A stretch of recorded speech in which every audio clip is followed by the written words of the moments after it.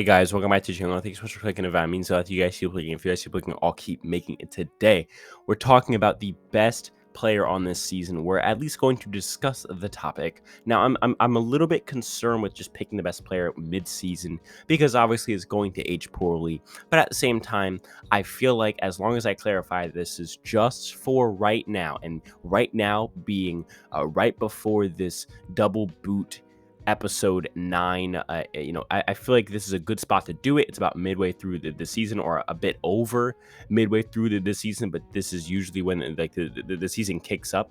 And so I'm going to talk about every single player and say whether or not I'm considering them, and then I'll take my considerations or my nominees, and then I'm going to pick from that group to pick the player who I think is number one, the best player in the game at this point.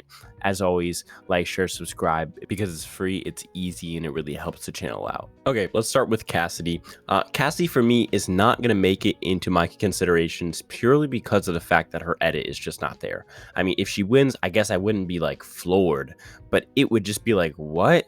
We didn't see anything from her the entire season. Like, yes, she's gotten her moments, she's gotten a decent amount of confessionals, but she just hasn't been a big character or even a middle tier character. She's a C character. If the A's are Sammy and Carla and Cody, and the B's are like Jesse's and James, I think Cassie is definitely a C tier character. So for her to win would be very shocking. Usually your winner is at least a B tier character, and that's why I feel like she just can't be considered as far as like the best player right now in the game. Next person we're talking about is Cody. I think you can consider Cody, and he's a pass. The next person after that is Gabler, who to me, I just cannot consider Gabler the best player in the game right now. I think that's silly, although he has probably the biggest move to this point, the biggest resume point. I think he's not very socially inept. I don't think he has the friends to win a jury vote here. I think people don't really take him seriously. I think right now he's basically a GOAT. And I think although he has the biggest move, that's just about all that he has going for him. On top of that, I think his edit has not been the most positive. It's been more of a kind of goofy edit. That edit almost never wins. They never show that they're winners in an overly negative or stupid way. And for him, it's definitely stupid. So I don't know. I feel like his winning chances are not that good. Next person we have here is James. To me, James, again, have to consider him. I know people are kind of down on him, and I get it because he has that blindside upside, but I like to call blindside equity. I feel like he's a player who, if I had to put my life down on someone getting blindsided, he's probably up there. The issue is if he doesn't get blindsided, he's in one of the best spots in the game as far as having friends in the jury, being in the right demographics. Being a POC really helps in this new era, especially at the end. Having a story, having friends who are going to be on the jury, having a number one ally who can help him navigate the game. I think overall he's just in a great spot, and I think he's making decisions, and that's obviously a big deal as far as jury chances. I think James is set up perfectly here to make a run, and it's just a matter of if he gets blindsided or not. Next, we have Jesse. I think he does pass this mark pretty easily. Then the person after that is Carla, and I also think she passes this mark pretty easily. They're both people who I think you can consider for the best players so far in this season. Person after that is Noel. I think she's honestly played a very passive game. I think Noel's problem is that she hasn't been able to make a move quick enough before she's lost her ally.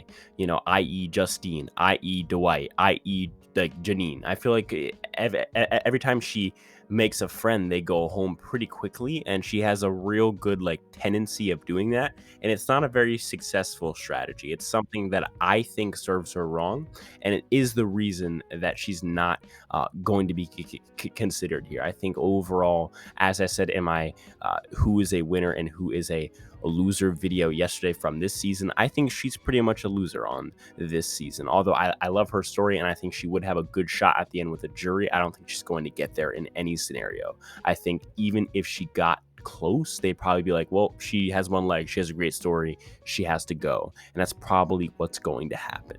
Next up is Owen, and for me, see, this is the thing. Owen has some great potential, but we've yet to see it come to fruition. So when we're talking about what we've seen so far in these first 8 episodes, I cannot say that Owen Knight is the best player without laughing. I don't know. To me, it's like it's just not there. Although I think, as a lot of people are seeing, Owen has that potential, especially if he can take out Sammy at some point to really go deep in the game. The next person is Ryan.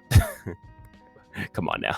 Of course not. Ryan has played one of the weakest games that we've seen, not really putting in any time socially, not having a number one ally, not winning challenges, not really being involved in votes, being out of votes sometimes, or being used for a vote. It's just, it's a bad gameplay. I don't know. To me, he's just the weakest pre-merge player, and also probably the weakest merge player. I don't know. He's just, it's bad. It's bad stuff.